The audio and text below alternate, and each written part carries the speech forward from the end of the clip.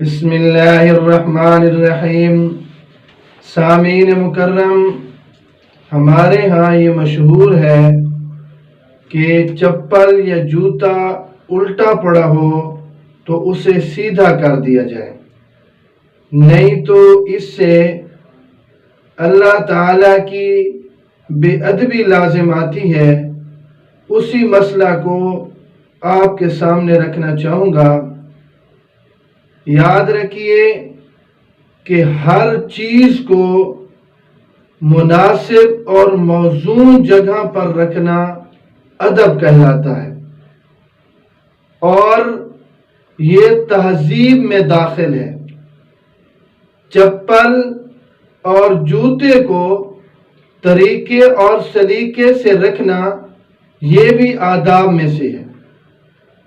مزید یہ ہے کہ چپل کی نچلی جانب پر، جوتے کے نچلی جانب پر مٹی لگنے کی وجہ سے عموماً وہ میلی ہوتی ہے یا بسا اوقات گندگی بھی لگی ہوتی ہے، جس سے طبیعت میں کراہت پیدا ہوتی ہے۔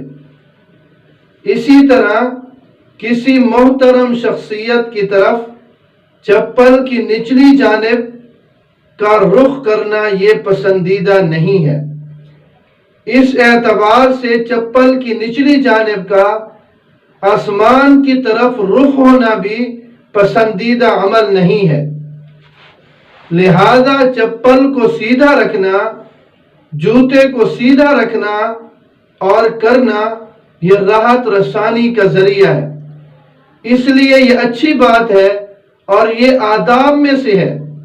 اس کا تعلق فرض، واجب، سنت یا بدعت وغیرہ سے نہیں ہے۔ جو جوتا سیدھا نہ کرے اس کو ملامت اور لعن طعن کرنا بھی ٹھیک نہیں ہے، اور جو سیدھا کرے اسے سنت یا لازم کا درجہ بھی نہ دیا جائے۔ مزید یہ ہے کہ اگر جوتا الٹا پڑا ہو اس کو سیدھا کرنے میں کوئی مذائقہ نہیں ہے، البتہ اس کے بارے میں یہ خیال کرنا کہ ایسا کرنے سے اللہ رب العزت کی بے ادبی لازم آتی ہے، یہ درست نہیں ہے۔ تو تفصیل کے ساتھ یہ مسئلہ آپ کی خدمت میں پیش کر دیا کہ چپل یا جوتا الٹا پڑا ہو اسے سیدھا نہ کرنے والے کو ملامت اور لعن طعن کرنا یہ ٹھیک نہیں ہے، اور اس کو فرض، واجب، سنت کا درجہ دینا یہ بھی ٹھیک نہیں ہے۔ الٹی چپل کو سیدھا کر دینا، الٹے جوتے کو سیدھا کر دینا یہ آداب میں سے ہے۔ اگر کسی نے نہیں کیا تو اسے اتنا کہا جا سکتا ہے کہ یہ خلاف ادب ہے۔ اللہ رب العزت ہمیں دین سمجھنے کی توفیق نصیب فرمائے۔